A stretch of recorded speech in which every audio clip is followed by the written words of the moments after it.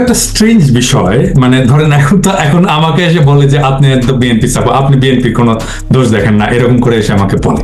হ্যাঁ, অথচ আমি কিন্তু ওই প্রভুপাদের ভিডিওতেও কিন্তু আমি বিএনপির ক্রিটিক করছি কোথায় কোথায়, খুব স্পেসিফিক্যালি আমি বলছি কিন্তু আমি বিএনপিকে কোনোদিন ক্ষমা করব না, তারা ক্রসফায়ার শুরু করছে বাংলাদেশে, র্যাব তারা প্রতিষ্ঠা করছে। হ্যাঁ, এবং আমি কখনোই এটা ইয়ে করব না যে তারা গ্রেনেড হামলার একটা বিশ্বাসযোগ্য তদন্ত করতে পারেনি, এবং আমি তাদেরকে কখনোই ক্ষমা করব না যে তারা তাদের শাসনামলে বাংলা ভাইয়ের উত্থান হয়েছে এবং তারা নিজেরা অস্বীকার করছে যে বাংলা ভাই মিডিয়ার সৃষ্টি। হ্যাঁ, এবং বাংলা ভাইয়ের উত্থানের পিছনে তো বিএনপির কিছু নেতা যুক্ত ছিল, আমরা জানি। এবং বিএনপি যে বলছে যে বাংলা ভাই মিডিয়ার সৃষ্টি, এটা তো সত্য। আচ্ছা, যাই হোক দাদা, এখানে একটু যুক্ত করে নেই, বিএনপির আমার সবচেয়ে বড় সমালোচনা হলো সেই সময়ে পৃথিবীতে ওয়ার অন টেররের যে ব্যাপারটা ছিল সেটা তারা রিড করতে একটা ভুল করছে। এটা কিন্তু একটা বিশাল একটা মানে ব্লান্ডার ছিল আর কি। আমি ওটা জাস্ট অ্যাড করে দিলাম। আমি তো ওই প্রসঙ্গটা আমি মাহমুদুর রহমান ভাইকে বলছিলাম, জিজ্ঞেস করছিলাম। যাই হোক, এখন এই যে এখন এই যে বিএনপির যে দখলদারি এটা সেটা ইত্যাদি ইত্যাদি হচ্ছে না। হ্যাঁ, মানে ধরেন আমরা তো সবাই, আপনি সহ, আমরা তো জোনায়েদ সাকিকে পছন্দ করি, তাই না? সাকিক তো আমরা পছন্দ করি, একজন ইয়াং বাম নেতা, ভালো ছেলে, লড়াকু ছেলে, কমিটমেন্ট আছে। হ্যাঁ, তার তেমন কোনো শত্রু নাই, এবং তাকে আমরা সকলেই পছন্দ করি। হ্যাঁ, সাকি আমাকে ফোন দিয়ে বলতেছে, দাদা এরকম আপনি যে বিএনপির নামে যে ইয়েগুলো দেখতেছেন, আমিও ইয়ে করছি, এই যে কমপ্লেন গুলো দেখতেছেন আমিও দেখছি, এটা কিন্তু বাড়ায় বলা হচ্ছে, এটা কিন্তু সাকি আমাকে বলছে। হ্যাঁ, আমি তো আর গ্রাউন্ডে নাই, সাকি গ্রাউন্ডে আছে। সাকি পলিটিক্যাল লোক, তার নিজের দল আছে, তার নিজের দলের অনেকগুলো চ্যানেল আছে। সে আমাকে বলতেছে যে দাদা এটা কিন্তু বাড়ায় বলা হচ্ছে, এবং এটা একটা খুব কনসার্টেড এফোর্ট হচ্ছে যেন বিএনপি কোনোভাবেই ক্ষমতায় না আসতে পারে। তো আমি বললাম যে আপনার সমস্যা কি? কিন্তু আপনার বলছে না, কিন্তু এটা হবে কেন? হুইচ ইজ ট্রু, এটা হবে কেন? তো আমার তখন ক্লিক করলো যে ঘটনাটা কি, যে কেন এরকম হচ্ছে। এবং আমি মনে করলাম যে আমি একটা কেস ধরবো যেটাকে মনে হবে খুবই কনভিন্সিং, এবং আমি এটাকে ইয়ে করব, দেখবো যে আসলে এখানে বিএনপি যুক্ত কিনা। ওয়েল, আমার ইনবক্সে আমি একটা মেসেজ পেলাম যে একটা মাদ্রাসার জায়গা দখল করছে বিএনপি মিরপুরে। আমি এটা নিয়ে পোস্টও দিছিলাম, ফেসবুকে পোস্ট দিছি। আমি অ্যাপোলোকে জিজ্ঞেস করছি যে অ্যাপোলো, এই ঘটনা এরকম ঘটতেছে। তো অ্যাপোলো খোঁজ নিয়ে বললো যে দাদা আপনি বলেন যে আর্মিকে ইয়ে দিতে, আর্মিতে জানাইতে। তো আমি ওদেরকে বলে দিলাম আপনি আর্মিতে জানান, আমি নিজেও পোস্ট দিলাম। এবং তার 2 দিন পরে ওই ভদ্রলোক, মানে যিনি আমাকে জানাইছিলেন, হ্যাঁ, উনি বলছেন যে ভাই এটা সেটেল হয়ে গেছে। তো এই একটা ঘটনা আমি বললাম যে একদম মাঠের ঘটনা, যে এখানে একটা ইস্যু ছিল যেটা বিএনপির কেন্দ্রীয় নেতৃত্বকে জানানোর পরে এবং আমি এটা ইনভলভ হওয়ার পরে এটা সেটেল হয়ে যায় মাদ্রাসার ইয়েটা। এরপরে আরেকটা ঘটনা, আমারই একজন বন্ধু মানুষ আমাকে পাঠালো, ঢাকার একজন নেতাকে নিয়ে, এবং খুব নাম করা নেতাকে নিয়ে পাঠালো, এবং বেশ কিছু এভিডেন্স দিয়ে আমি এটা আবার বিএনপিকে জানালাম। এবং ওই ভদ্রলোক যার নামে অভিযোগটা আসছে, সে সহ আমাকে পাল্টা এভিডেন্স দিয়ে আমাকে কনভিন্স করছে যে তার নামে যা প্রচারিত হয়েছে, এবং আমি কনভিন্স হয়েছি, হ্যাঁ, তার নামে যেটা প্রচারিত হয়েছে এটা মিথ্যা। তাহলে যেগুলো ঘটছে সেগুলো কি সবে মিথ্যা?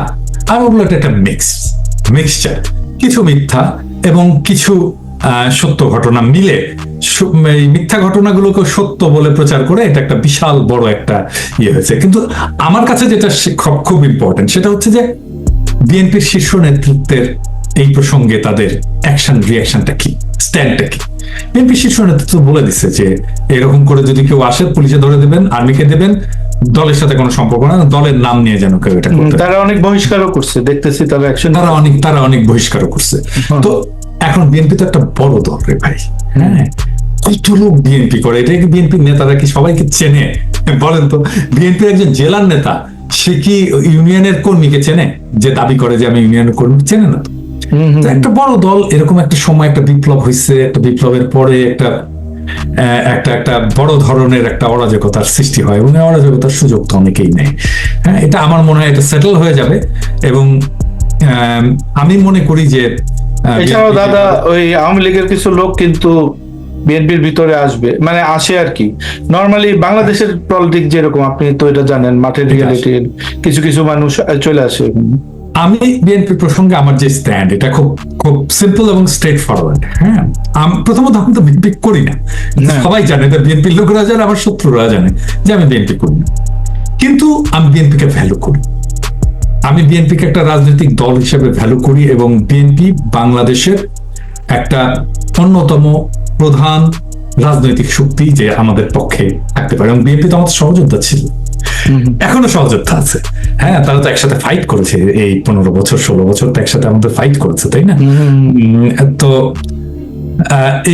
এই দলটাকে আমি সহজে অ্যাটাক করতে দেবো কেন?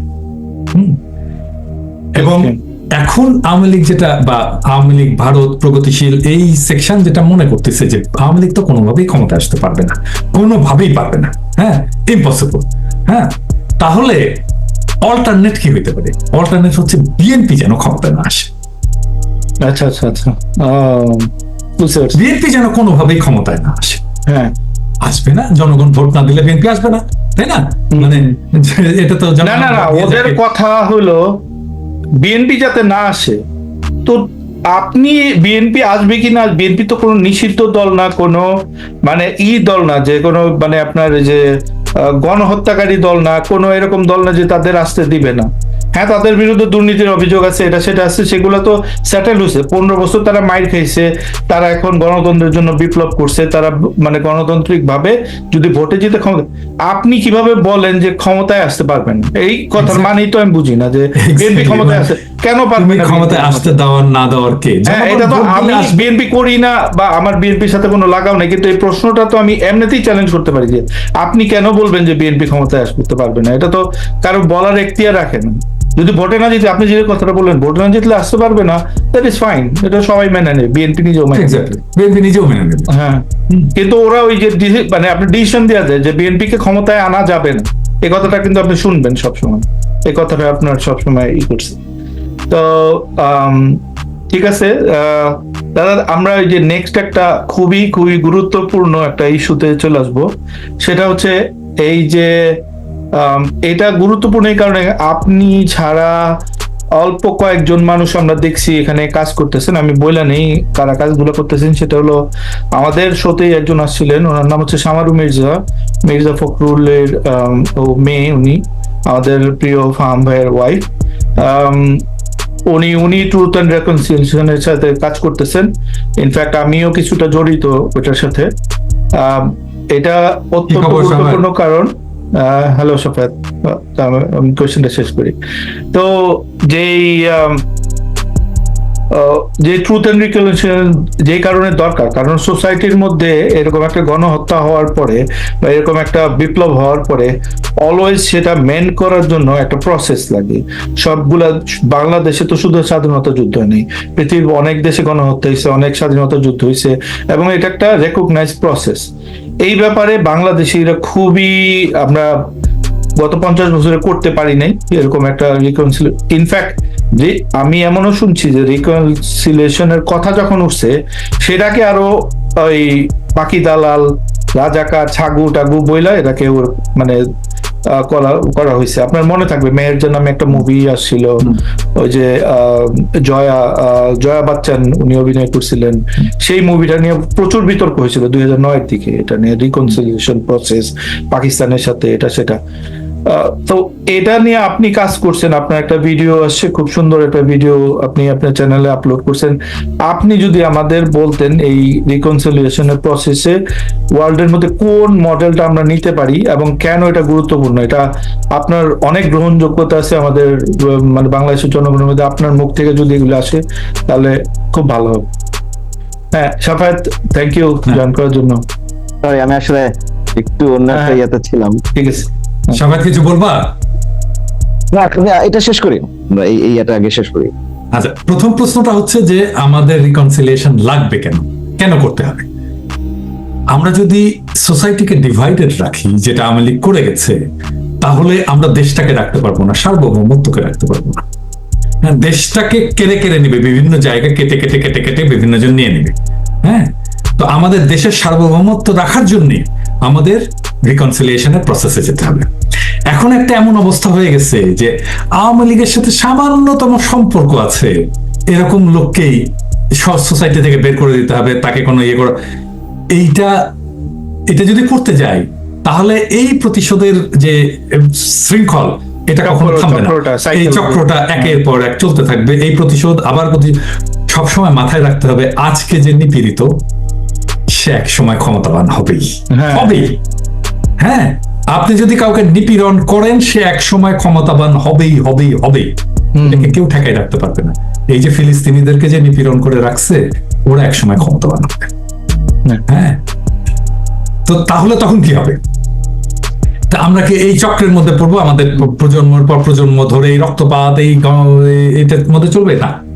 এটাকে একটা জায়গায় স্টপ করতে হবে এবং একটা জেনারেশনকে স্যাক্রিফাইস করতে হবে, এবং সেটা আমাদের জেনারেশনকেই হতে হবে।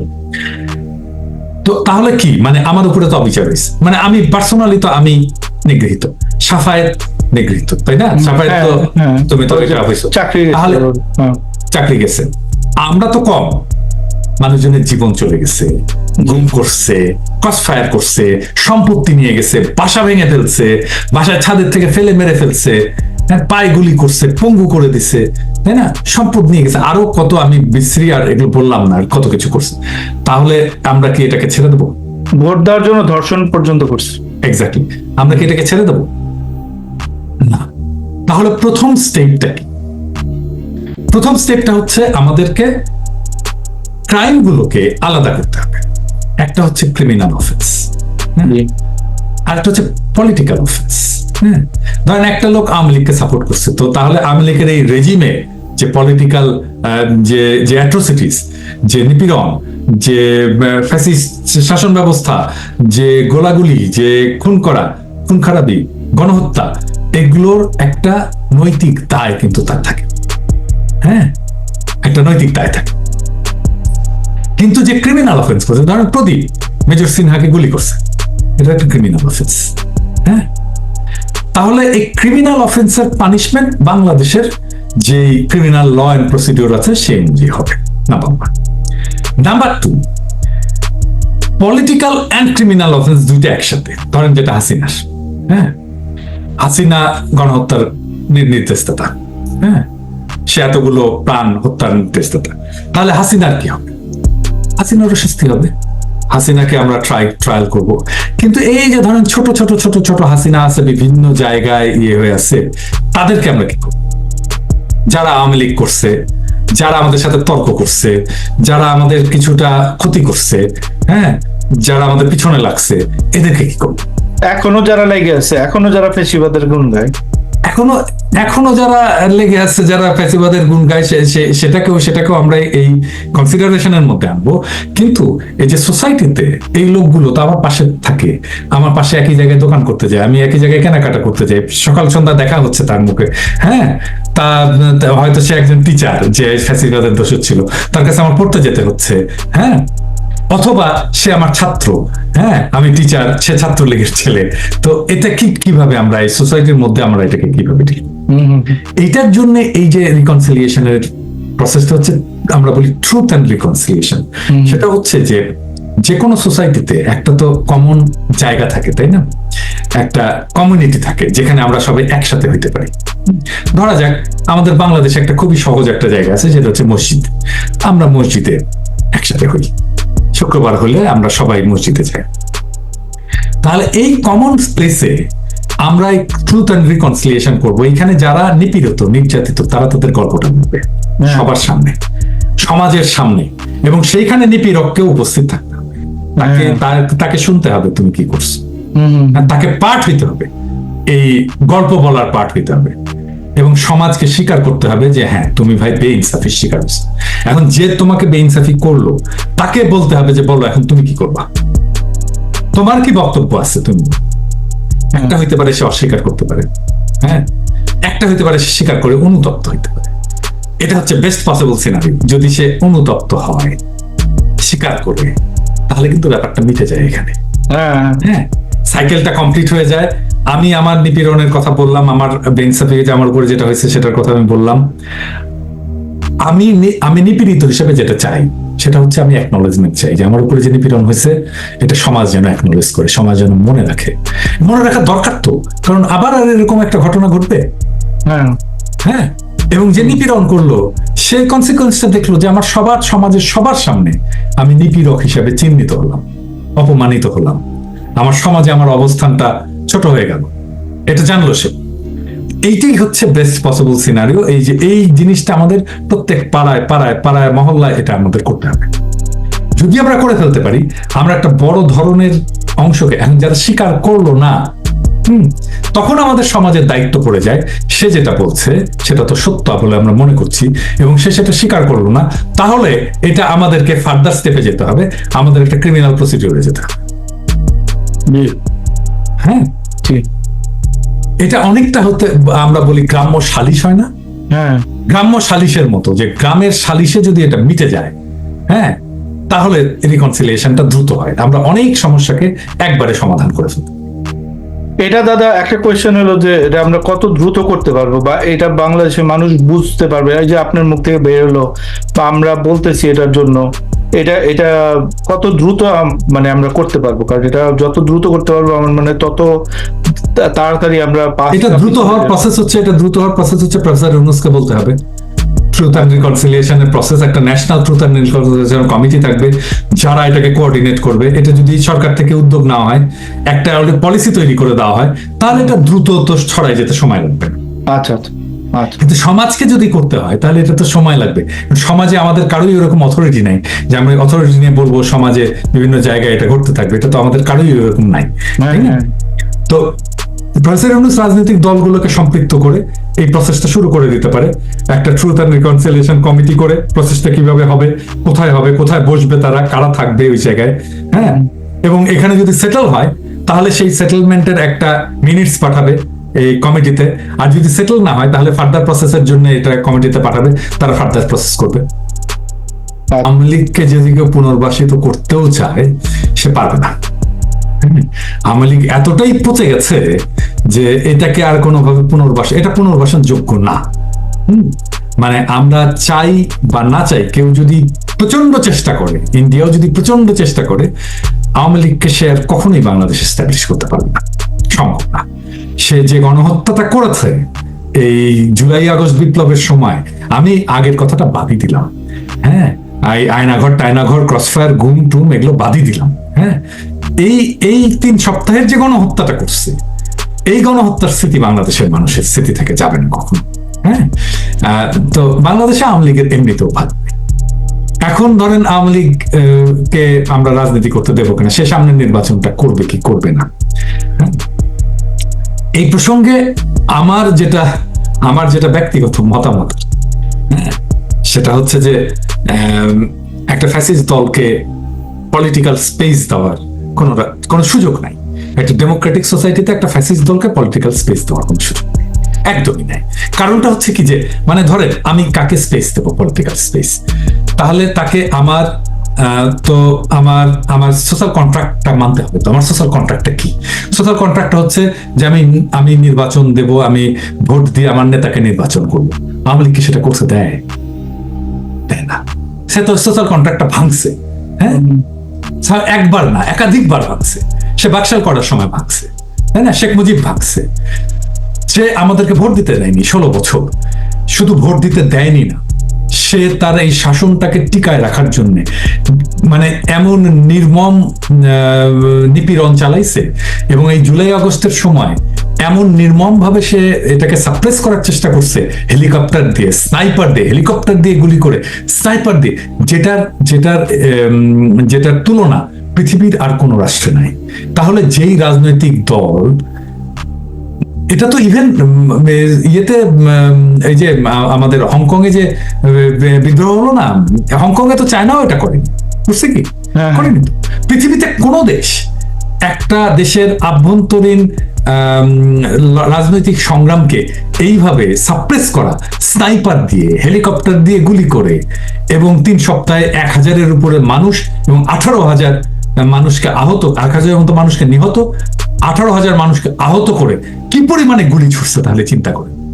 হ্যাঁ, এবং নিজের দেশের সেনাবাহিনীকে নিজের দেশের মানুষের বিরুদ্ধে লালায় দেওয়া, এই পর্যন্ত যে যায়, তাকে আমি কেন স্পেস দেব? মানে সে কোন স্পেসে আসবে? সে কোন স্পেসে আসবে? সে তো ডেমোক্রেটিক স্পেসে আসবে? সে তো ডেমোক্রেসি মানে না রে ভাই। সে ওখানে আসবে কি করতে আসবে? হ্যাঁ, এখানে কি দাদা, করতে তাহলে আসবে? এই যে মানে আমি ডেমোক্রেসির সুযোগ নিয়ে আমি ফ্যাসিবাদ কায়েম করব, মানে এটা হইতে পারে? তাদেরকে কি সেই সুযোগটা দেওয়া উচিত? না, নাম বা কনস্টিটিউশন পরিবর্তন করে যদি আসে তাহলে তো সেটা নতুন দল। হ্যাঁ, জি। একদমই সেটা নতুন দল, তাকে আমরা নতুন দল হিসেবে ট্রিট করব, তার কনস্টিটিউশন দেখবো, তারা তখন আসবে। এখন একটা যদি নতুন দল করে কেউ আসতে চায়, তাকে তো বাদ দেওয়ার কোনো সুযোগ থাকে না আর কি। একটা ডেমোক্রেটিক সোসাইটি। হ্যাঁ, এটার মধ্যে হয়তো আওয়ামী লীগের কিছু লোকজন থাকবে। মানে ধরেন মুসলিম লীগ তো শেষ হয়ে গেছে, মুসলিম লীগের লোকজন কি বিএনপির মধ্যে আছে না? হ্যাঁ আছে, অন্য দলে আছে। হ্যাঁ, হ্যাঁ, শেখ মুজিব তো নিজেই মুসলিম লীগের লোক ছিল, তাই না? হ্যাঁ। তো সেই রকম আর কি। তো তো দাদা, এখানে সবচেয়ে গুরুত্বপূর্ণ কোয়েশ্চেন, এই যে এই রিলেটেড আমি শেষ করে নি একটু, তাহলে কমপ্লিট হবে। হ্যাঁ। আওয়ামী লীগের যে পলিটিক্যাল হেরিটেজ, পলিটিক্যাল ক্যাপিটাল এবং পলিটিক্যাল লিগেসি, এইটা থাকবে না সোজা হিসাব। হ্যাঁ, মানে বিএনপি তো বলে না আমরা মুসলিম লীগ থেকে জন্ম নিচ্ছি, আওয়ামী লীগও বলে না আমরা মুসলিম লীগ থেকে জন্ম নিচ্ছি, তাই না? তার লিগেসিটা শেষ। তো সেই রকম তার লিগেসি এবং পলিটিক্যাল ক্যাপিটাল এটা শেষ।